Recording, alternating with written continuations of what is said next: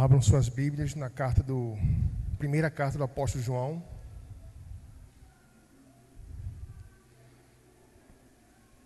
Primeira carta do apóstolo João. Sempre que eu tenho vindo aqui, eu tenho pregado nessa carta e vamos dar continuidade. É a nossa quinta mensagem nessa carta. E vamos dar uma relembrada breve acerca do contexto dessa carta. Essa carta aqui ela foi escrita pelo próprio apóstolo João, aquele que andou com Cristo e o último dos apóstolos vivos nesse mundo.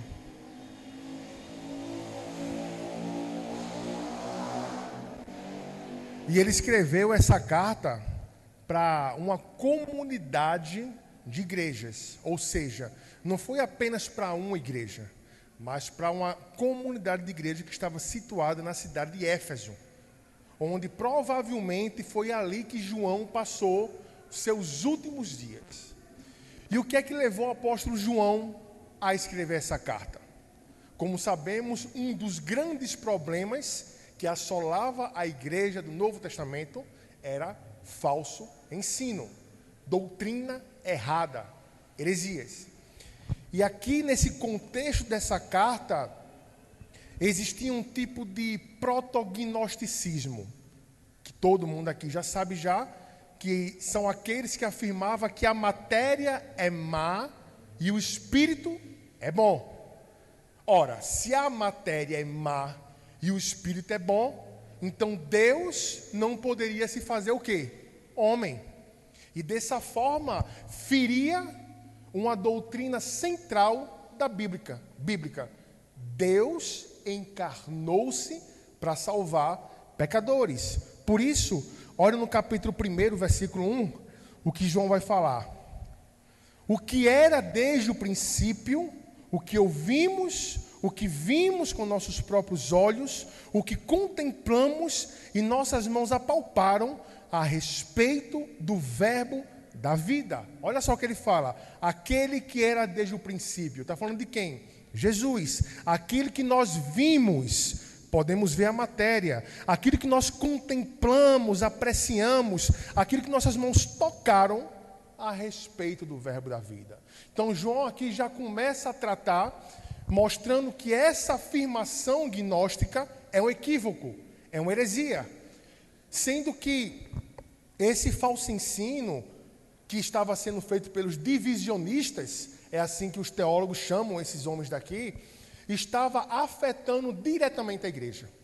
Por mais que o apóstolo João vá usar um tratamento com essa igreja durante toda a sua carta, por exemplo, filhinhos, amados, ele vai repetir isso inúmeras vezes.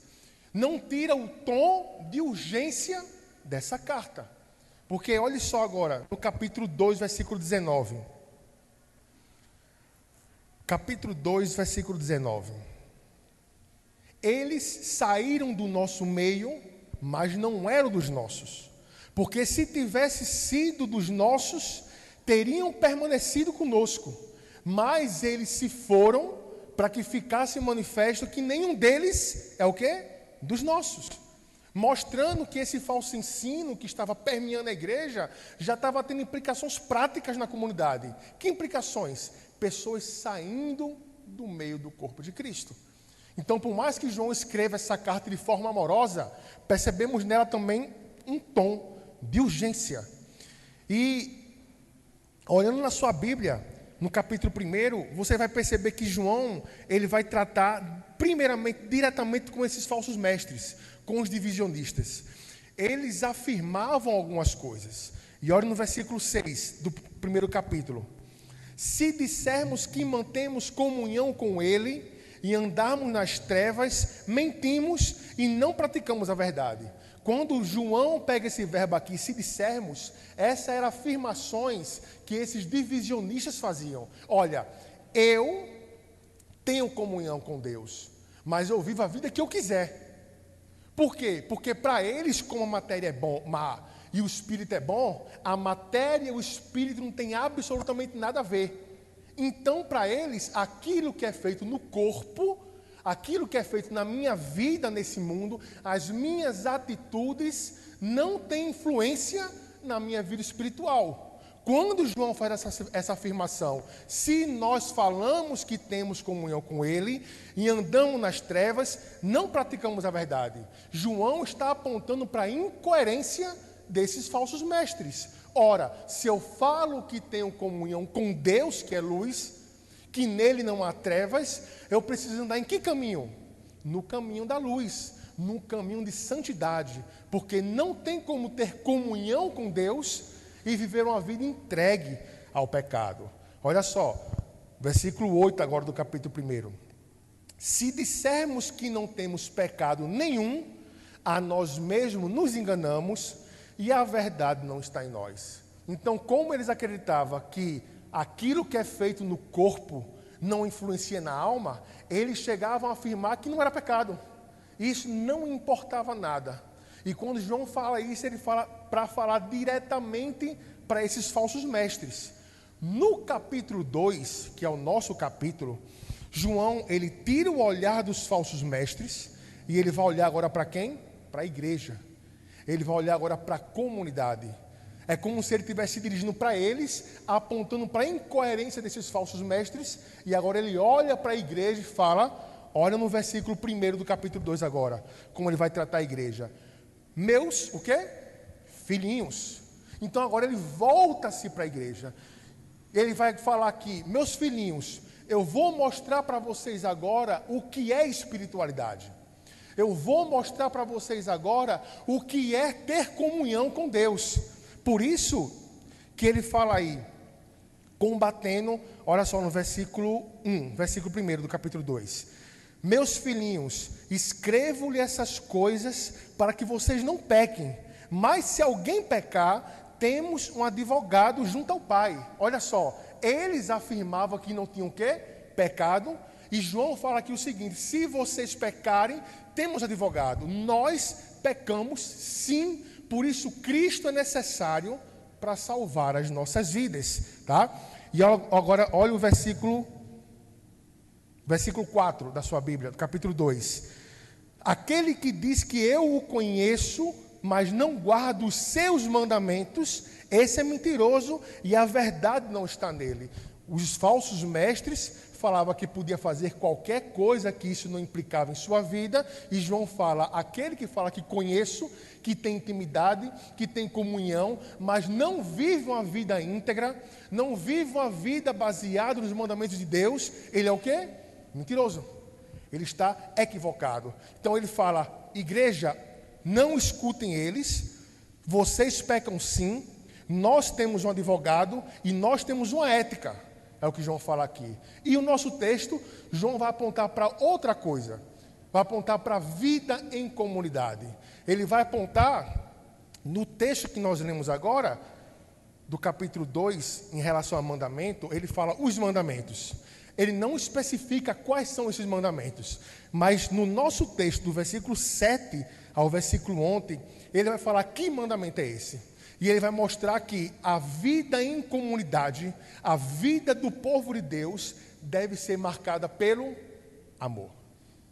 Ele fala que precisamos confiar em Cristo para o perdão dos nossos pecados. Ele fala que precisamos viver uma vida baseada na lei de Deus, obedecendo a Deus, vivendo em santidade, mas nós precisamos ter uma vida baseada em amor, nos nossos relacionamentos como povo de Deus. E esse é o contexto do nosso texto dessa noite. João olha para a igreja, dirige-se como filhinhos, dirige-se como amados, para mostrar para eles qual é a espiritualidade que os verdadeiros crentes têm em Jesus Cristo. Vamos ler o nosso texto agora. 1 João, capítulo 2, versículo 7 ao versículo 11. Diz assim a palavra do nosso Senhor. Amados, não lhes escrevo um mandamento novo, mas um mandamento antigo, que vocês tiveram desde o princípio. Esse mandamento antigo é a palavra que vocês ouviram. Por outro lado, o que lhes escrevo é um mandamento novo, aquilo que é verdadeiro nele e em vocês, porque as trevas vão se dissipando e a verdadeira luz já brilha. Quem diz estar na luz, mas odeia seu irmão, está nas trevas até agora. Quem ama o seu irmão permanece na luz, e nele não há nenhum tropeço. Mas quem odeia seu irmão está nas trevas, anda nas trevas e não sabe para onde vai. Por quê? Porque as trevas lhe cegaram os olhos. E o título que eu dei para essa nossa meditação é o amor como a marca de quem permanece na luz. O amor como a marca daqueles que permanecem na luz. Vamos orar mais uma vez para que Deus possa guiar nossa mente nessa reflexão bíblica. Oremos. Nosso Deus, depois de toda essa bagunça, depois de todo esse momento onde nossa mente estava distraída, nos concentramos para cantar para o Senhor, para falar com o Senhor. Nos ajuda agora a continuar focados na Tua Palavra. Nos ajuda, Senhor, agora a continuar focados para entendermos o que é que o Senhor tem para nossas vidas hoje, Senhor. E que essa mensagem não apenas enriqueça a nossa mente, mas que essa mensagem transforme os nossos corações. Porque é disso que nós precisamos. Precisamos ser um povo mais santo e, segundo o texto, um povo que é marcado e banhado no amor do Senhor. É o que nós pedimos, em nome de Jesus Cristo. Amém. Versículo 7. Vamos ler mais uma vez. Amados, não lhes escrevo um mandamento novo, mas um mandamento antigo que vocês tiveram desde o princípio. Esse mandamento antigo é a palavra que vocês ouviram. João começa se dirigindo para essa igreja, como falei na introdução, como amados. João, ele vai repetir isso várias vezes. Eu separei alguns textos, não vou ler, tá? Ele vai repetir isso no capítulo 3, versículo 2, vai repetir isso no capítulo 4, versículo 1, vai repetir isso no capítulo 4, versículo 7, dizendo: amados, ame-nos uns aos outros, porque o amor procede de Deus, e todo aquele que é nascido de Deus conhece a Deus. Então João, ao tratar a igreja aqui, ao invés de ele falar com eles filhinhos, como ele vai ensinar a eles acerca do amor, o mandamento do amor, ele quer passar para eles que mesmo diante dessa, aspas, bagunça doutrinária no meio da igreja, eles ainda eram amados pelo apóstolo João. Ainda ali estava o povo do Senhor em meio àquele erro doutrinário, e ele fala: olha, eu os amo e eu agora vou ensinar para vocês acerca de amor. E ele continua, né? Quando ele fala que não lhes escreve um mandamento novo, mas um mandamento antigo que vocês tiveram desde o princípio. Como eu falei, alguns versículos anteriores do capítulo 2, ele fala que aquele que conhece a Deus, esse vai obedecer o quê? Os seus mandamentos. E João, ele não vai especificar que mandamentos é esse daqui. E nessa passagem daqui, nesses primeiros versículos, ele também não vai especificar. Mas de acordo com o contexto e textos que vão vir depois, por exemplo, no capítulo 3, versículo 11, não precisa abrir, ele vai falar: porque a mensagem que vocês ouviram desde o princípio é esta, que nos amemos uns aos outros. Então João, quando fala aqui desse mandamento novo, perceba que está no singular, um mandamento antigo e um mandamento novo. João, ele está apontando para aquilo que era básico na vida cristã. Quando João começa aqui falando, ele fala: olha, eu vou falar para vocês algo que vocês já sabem já. Algo que vocês já conhecem. Que você já conhece desde o início da sua caminhada cristã, tá? Lembram lá dos 10 mandamentos? Êxodo capítulo 20, onde existem os primeiros 4 mandamentos, onde ele fala que não terá deuses diante de mim, não farás para ti imagem de escultura, não tome o nome do Senhor Deus em vão, e lembra-te do dia de sábado para o santificar. Esses primeiros 4 mandamentos, ele diz em relação a nosso relacionamento com Deus. Imagina aqui como se fosse uma cruz. Os primeiros 4 mandamentos As primeiras tábuas da lei é o nosso relacionamento para com Deus. Não ter nenhum Deus diante de nós. Não falar o nome dele em vão e etc., como nós já conhecemos. Os últimos 6 mandamentos, ele se refere a amor ao próximo. Quando ele fala, honra teu pai e tua mãe, não matarás, não adulterarás, não roubarás, não dê falso testemunho, não cobice a casa, nem coisa alguma de seu próximo. Ele está falando aqui do mandamento dos nossos relacionamentos uns com os outros. Ele fala do nosso amor para com Deus, e a consequência do nosso amor para com Deus é o quê? É amar uns aos outros. O próprio Cristo fez essa divisão. Abra lá agora em Mateus capítulo 22, 34 a 40. Mateus 22, 34 a 40.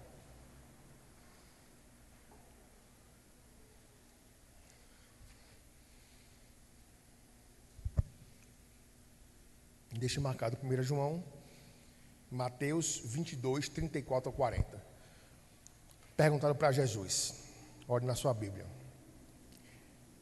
Entretanto, os fariseus, sabendo que Jesus havia silenciado os saduceus, reuniram-se em conselho, e um deles, intérprete da lei, querendo pôr Jesus à prova, perguntou-lhe, mestre, qual é o grande mandamento na lei? E Jesus respondeu, ame o Senhor seu Deus de todo o coração, de toda a tua alma e de todo o teu entendimento. Este é o grande e primeiro mandamento. E o segundo, semelhante a este, é ame o seu próximo como a ti mesmo. Ame a Deus com todo o coração, alma, entendimento, os primeiros 4 mandamentos, e ame o teu próximo como a si mesmo, que é não matarás, não roubarás, não darás falso testemunho. Então o próprio Cristo pega as tábuas da lei e divide em 2: amor a Deus e amor ao próximo, tá? E isso é marcado em todo o Antigo Testamento. Em Levíticos, não precisa abrir, ele fala que não procure vingança, nem guarde ira contra os seus filhos do seu povo, mas ame seu próximo como a você mesmo. Eu sou ao Senhor. Então esse mandamento antigo que João está falando aqui se refere a esse amor ao próximo, onde a lei e os profetas apontavam para esse daqui, tá? Então, sendo assim, o mandamento antigo que eles ouviram é amem uns aos outros. Mas João vai continuar no versículo 8. Olhe para a sua Bíblia agora. Por outro lado,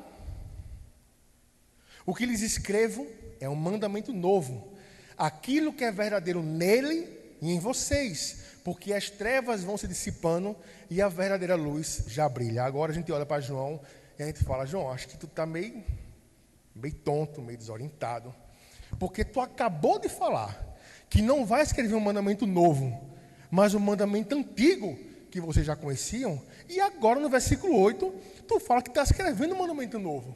João, te decide. O que é que João quer falar com isso daqui? João, quando aponta para esse mandamento antigo, presta atenção, isso é muito importante.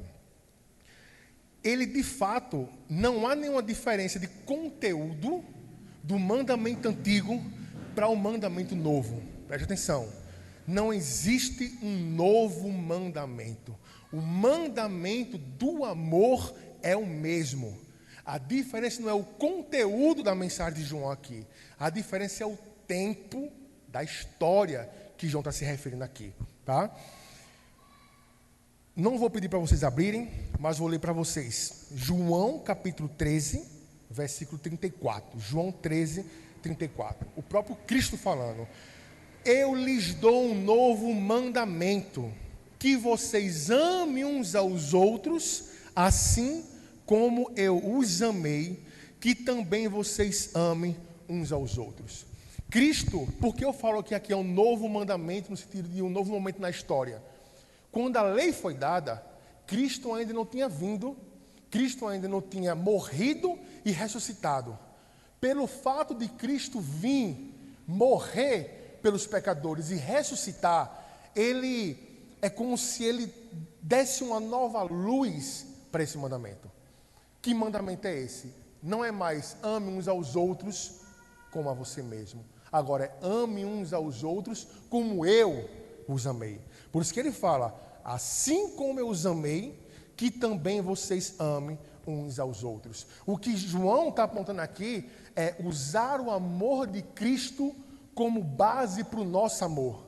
O nosso amor uns pelos outros, e aqui no contexto, João está falando da comunidade, da igreja, do povo do Senhor. O nosso amor uns pelos outros deve ser um amor sacrificial, deve ser um amor que se derrama, deve ser um amor que se dá, deve ser um amor que você se sacrifica pelo irmão, mesmo que você perca alguma coisa. Então, Jesus aqui, ele mostra não algo novo, mas ele aponta para a sua própria vida e ele fala, amem como eu os amei. É como se ele tivesse aprofundado a questão do amor, tá? Então, o nosso amor uns pelos outros, ele deve ser um amor como? Sacrificial. Ele deve ser um amor incondicional. Jesus naquela cruz, ele morreu por quem? Só por pessoas boas, né? Sim ou não? Morreu por quem? Por inimigos dele. Naquela cruz, Jesus morreu por pessoas que eram seus inimigos, mas ainda assim, Jesus ele morreu naquela cruz para salvar os pecadores, tá? Por isso que por isso que Paulo fala lá em Romanos que qualquer um morre pelo bom, mas Jesus morreu pelos injustos, mostrando assim o seu amor incondicional pelos pecadores. E é esse amor que João coloca aqui na mesa para a gente, para demonstrar que tipo de amor deve ser esse nosso amor. Continuando no versículo, olhe na sua Bíblia, no mesmo versículo 8, quando ele fala, aquilo que é verdadeiro nele e em vocês. Por que ele fala isso daqui? Esse novo mandamento, ele foi um fato na vida de Cristo. Esse novo mandamento, o amor incondicional, o amor sacrificial, ele foi algo que Cristo viveu. E ele é verdadeiro em Cristo e em nós. Quando? Quando nós vivemos esse mandamento. Quando nós demonstramos esse tipo de amor uns pelos outros, pelas pessoas aí fora, nós também vivemos esse novo mandamento. Esse novo mandamento, ele deve ser algo expressado em nossas vidas. E na ordem, logicamente, se é verdadeiro nele, ele nos impulsiona para que seja verdadeiro em quem? Em nós. Porque quem aqui tem a capacidade de demonstrar esse tipo de amor? Ninguém. É o amor de Cristo. Por isso que, olha no versículo 6 do capítulo 2, mais uma vez. Quem diz que permanece nele, esse deve andar assim como ele andou. Perceba, quem diz que permanece, que tem relação, que tem comunhão com Cristo, esse vai andar como ele andou. Eu já preguei nesse texto daqui, não quer dizer perfeição, ser exatamente como Cristo, mas imitá-lo. Se esforçar a fazer tudo o que nós temos para imitá-lo, para termos uma vida semelhante à vida de Cristo. E como é que Cristo andou? Cristo andou em amor. Cristo andou em piedade. Então, é verdadeiro nele e em nós. Meus irmãos, o antigo mandamento e o novo mandamento são um mandamento só.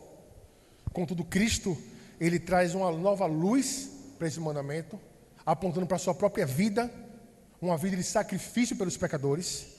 E não tem como olhar para esse texto e não perguntarmos a nós mesmos: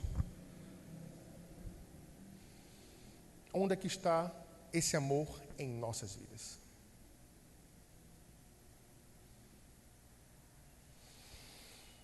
Lembre que João aqui, ele está falando com a igreja, e ele está usando aqui fórmulas para dizer aqueles que são verdadeiros crentes e aqueles que são os falsos crentes. E João traz aqui o amor uns aos outros como se fosse uma chave para nós fazermos uma reflexão em nossas próprias vidas, para sabermos se nós estamos em Cristo, para dizer se nós permanecermos em Cristo. Afinal de contas, o próprio Cristo, ele falou que o amor é a marca dos seus discípulos. Não preciso abrir, mais uma vez, João 13:35. Jesus falou: nisto todos conhecerão que vocês são meus discípulos. Ora, é dessa forma que vocês vão ser conhecidos como meus discípulos. Como? Se tiverem amor uns aos outros. Como é a forma que Jesus está mostrando aqui, que as pessoas vão olhar para você e para mim e vão falar: são discípulos de Cristo. Ele responde como? Amor uns aos outros. Nossa igreja, nossas vidas devem ser marcadas pelo amor. Devemos ser um povo conhecido como um povo que ama. Por quê? Porque nós fomos o quê? Primeiramente, amados primeiro. Então, como é que nós podemos receber tamanho amor e não viver esse amor?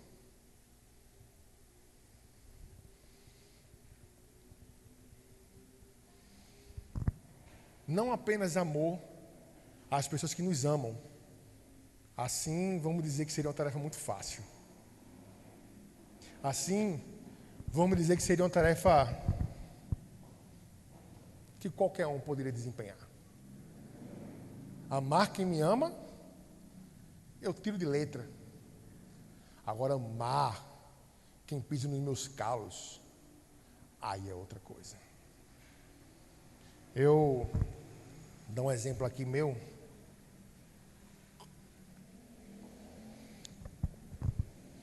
No passado, eu era uma pessoa, não sei, acho que alguns aqui vão se identificar dessa forma.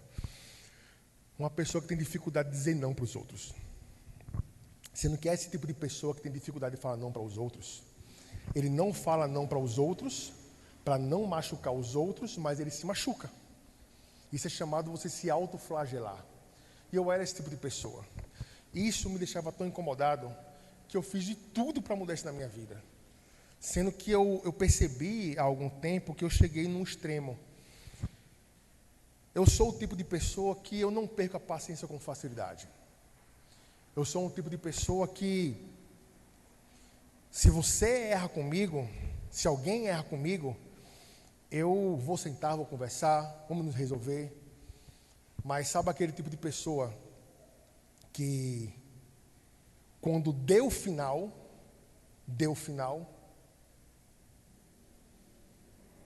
esse era eu.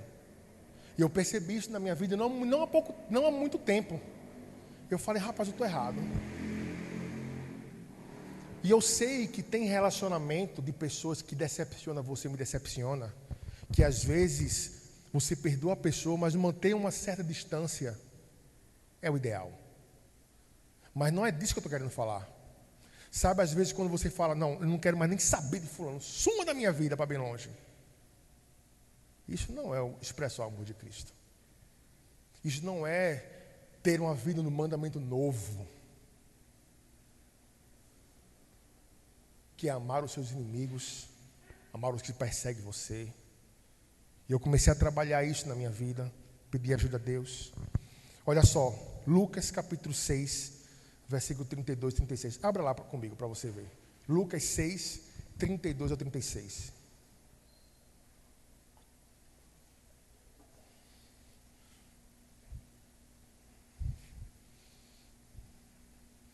Lucas 6, do 32 ao 36.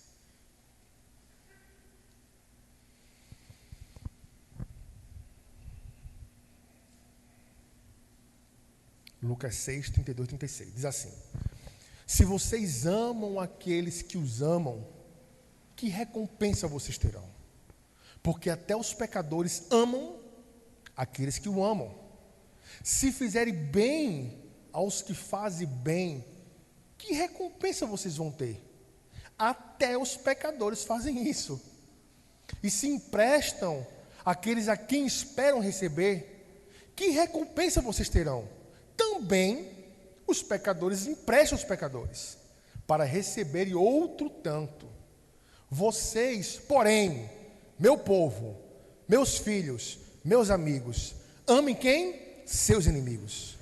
Façam bem e emprestem, sem esperar nada em troca. Vocês terão uma grande recompensa e serão filhos do Altíssimo, pois Ele é bondoso até para com os ingratos e maus. Sejam misericordiosos, como também é misericordioso o Pai de vocês. A gente olha para esse texto daqui, e eu acho que ele revela, não sei vocês, tá? Um pouco das trevas que habitam na gente. Ele revela talvez a falta de paciência que nós temos com o outro, a falta de misericórdia que nós temos com o outro. Ainda mais nós, que devemos ser completamente o contrário. Quantas vezes por semana você e eu nos chegamos a Cristo pedindo perdão? Muitas vezes pelo mesmo erro. Mas se uma pessoa erra conosco, 1, 2, 3, não, esgotou-se a minha paciência. Que a gente possa ter um amor sacrificial. Assim como Cristo amou os inimigos. Assim como Cristo amou os que os perseguia. Que esse amor seja expresso em nossas vidas. Contudo, João deixa claro aqui o antigo mandamento, o novo mandamento, que é um só mandamento, mas Jesus aponta com sua vida que tipo de amor é esse que devemos viver. Se isso não é uma realidade em nossas vidas, na sua vida, escute bem. Se isso não é uma realidade na minha vida, mesmo reconhecendo que isso é uma falha nossa e buscando ajuda em Deus, não conseguimos de forma alguma ter esse tipo de amor. João fala que pode ser um problema nas nossas vidas. Vamos ler, vamos pular o versículo 10. Vamos ler apenas o versículo 9 e o 11. Olha só. Quem diz estar na luz, mas odeia seu irmão, está em quê? Nas trevas até agora. Mas, versículo 11, mas quem odeia seu irmão está nas trevas, anda nas trevas e não sabe para onde vai, porque as trevas lhe cegaram os olhos. João, ele tem o costume de esses contrastes: treva, luz, amor e ódio. E você pode olhar para esse texto daqui, você pode falar: não, mas eu não odeio não. Eu não odeio meu irmão na igreja, eu não odeio meu irmão, eu não odeio ninguém não. Mas o ponto de João aqui não é um ódio ativo. O ponto de João aqui é aquilo que não é amor, é ódio. Perceba, lembra o exemplo que eu dei dos primeiros 4 mandamentos e dos 6 mandamentos relacional? Veja só, se Deus fala para a gente não cobiçar coisa alguma do próximo, e eu cobiço a mulher do próximo, ou eu cobiço alguma coisa do próximo, isso é amor pelo próximo? Sim ou não? Não. Se a Bíblia fala para não dar falso testemunho contra outra pessoa, e eu levanto um falso testemunho contra você, isso é amor ou ódio? É ódio. Então, quando João fala aqui que odeia seu irmão, ele está querendo falar que aquele que não ama, o único caminho é ódio. Então, aquele que não ama e aquele que odeia está onde? Nas trevas. Ele ainda não passou do reino das trevas para o reino da luz. Essa pessoa ainda está cega, por isso que ele fala aí, anda nas trevas, não sabe para onde vai, porque as trevas lhe cegaram os olhos. Resumindo, morto. Resumindo, não sabe nem para onde vai, porque o pecado cegou. E aquilo na vida da pessoa é apenas ódio, falta de amor. O amor genuíno. Existe todo tipo de amor nesse mundo, não existe? Mas o amor que nos interessa é qual? O amor bíblico. Esse é o padrão de amor que devemos ter uns pelos outros. Esse é o padrão de amor. E ele continua no versículo 10, para a gente encerrar. Quem ama o seu irmão permanece na luz e nele não há nenhum tropeço. Depois de ler o versículo 9, o versículo 11, fica fácil entender o versículo 10. Porque ele fala, já as pessoas que têm esse amor, que tipo de amor, de acordo com o contexto? O amor que Cristo manifestou, o amor incondicional, o amor por aqueles que falham por nós. Quem tem esse amor, essa pessoa está na luz, permanece na luz. E no contexto aqui de João, esse permanecer na luz é o quê? É ter comunhão com Deus. Permanecer na luz é ter comunhão com Deus. Não tem como você afirmar que você ama Deus, não tem como eu afirmar que eu amo a Deus, mas eu não amo o meu próximo, a quem eu posso ver. Mas eu não amo meu irmão, mas você não me ama. O amor a Deus, consequentemente, vai nos levar a amar uns aos outros, ao próximo. Olha só, não precisa abrir. 1 João 4, 20. Se alguém disser, amo a Deus, mas odiar seu irmão, esse é mentiroso. Pois quem não ama seu irmão, a quem vê, não pode amar a Deus, a quem não vê. E a pergunta que não temos como fugir dessa pergunta, para a sua vida e para a minha vida: onde nós estamos, luz ou trevas? O que move nossa vida, amor ou ódio?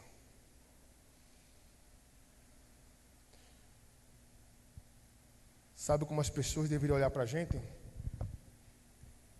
Como pessoas que vivemos e respiramos esse amor.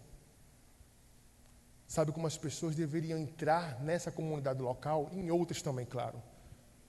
Entrar aqui na igreja, olhar nossas vidas, olhar como a gente se relaciona, ir na sua casa, ir num grupo de alguém e falar: mas rapaz, que coisa linda, né?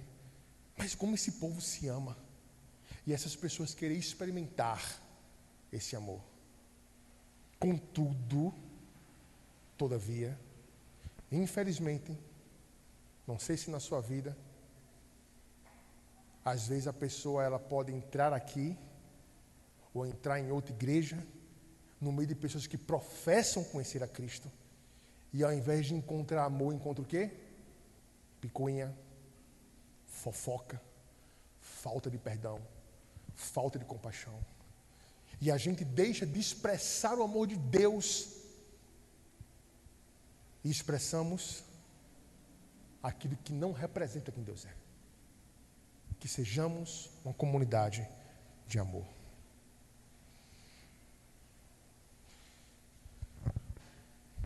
Antigo mandamento, novo mandamento, que é um só mandamento, expresso por Cristo de forma mais profunda.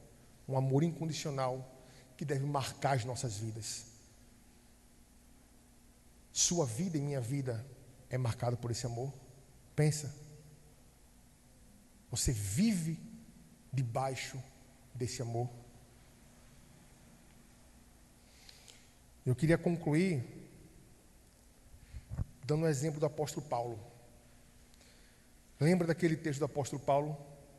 Que ele fala que para mim o viver é Cristo e o morrer é lucro. Começando pela segunda parte. Por que Paulo fala isso? Porque para mim o morrer é lucro. Porque para Paulo, Cristo era o maior bem que ele tinha. De tal forma que a morte, que representa para muitos de nós a perca de tudo, para Paulo a morte não representava perca. Olha que contraditório. A morte representava o quê? Ganho, lucro. Por quê? Porque ele estaria com o seu bem maior. Porque Paulo estaria com o seu grande tesouro. Mas Paulo também fala que para mim, o viver é Cristo. E dentro desse contexto, quando Paulo fala que para mim o viver é Cristo, é continuar no reino servindo a igreja. Continuar no reino servindo a igreja. Olha só, não abram. Filipenses 1, 21, 24. Nosso último texto. Porque para mim o viver é Cristo e o morrer é lucro. Entretanto, se eu continuar vivendo, poderia ainda fazer algum trabalho frutífero. Assim, não sei com o que devo escolher. Estou cercado pelos dois lados, tendo o desejo de partir e estar com Cristo, o que é incomparavelmente melhor.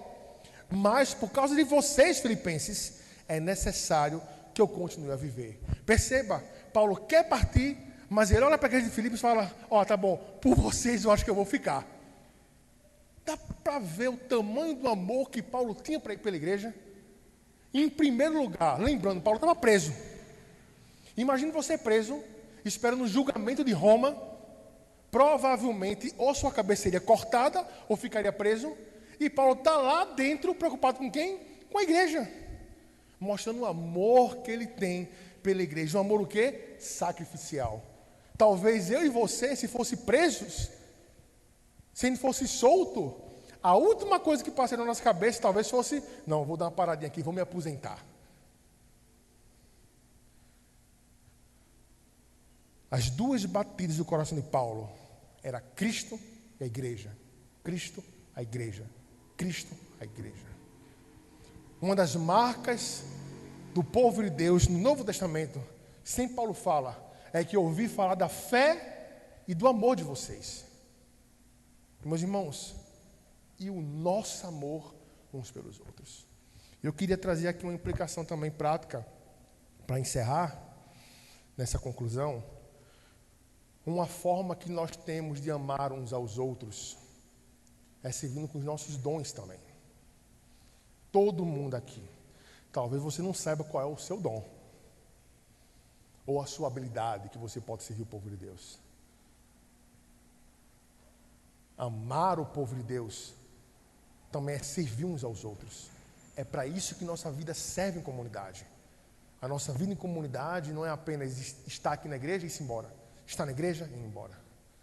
E às vezes servir aos irmãos não é somente quando tudo está bem e organizado em nossas vidas. E aqui eu não estou querendo falar de santidade e pecado, não. Estou querendo falar que às vezes, vou dar um exemplo para você, um exemplo. Tem um exemplo negativo e vou dar outro exemplo agora, mas acho que esse é positivo.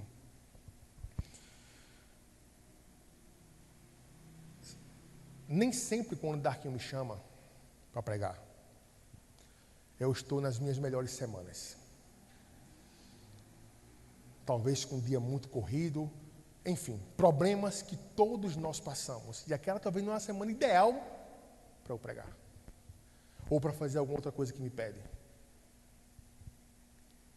Mas o serviço uns aos outros, ele exige também sacrifício. Então sempre me esforço, claro, a não ser com questão de saúde, para eu servir a igreja com os meus dons. E se você quer expressar amor pela sua igreja local, sirva com seus dons. Está chegando no final do ano, e geralmente o conselho se reúne para ver pessoas para servir no ministério. E talvez você fale: não, minha vida está muito bagunçada, está muito corrido para mim. Não, irmão, expresse amor pela igreja servindo na igreja também. Expresse amor pela igreja servindo na igreja também. Mesmo que isso tenha algum custo para a sua vida. Porque é dessa forma que Jesus nos amou também. E de uma forma tão simples que podemos demonstrar amor uns pelos outros. Então, que a nossa vida como igreja Batista em Volta com Gó seja marcada por um amor sacrificial. Amém? Vamos orar.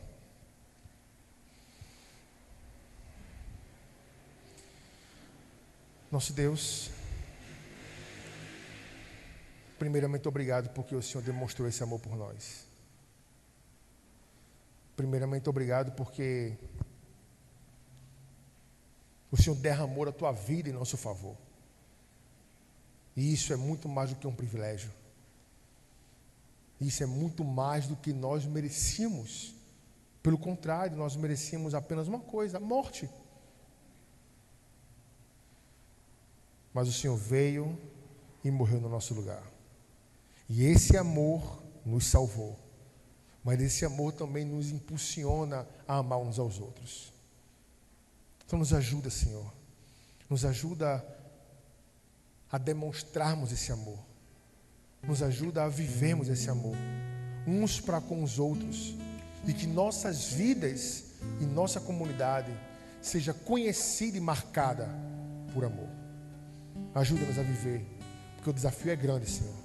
E se não estamos nesse caminho, nos conduz a esse caminho, para que Teu nome seja glorificado. É o que nós pedimos, em nome de Jesus Cristo. Amém.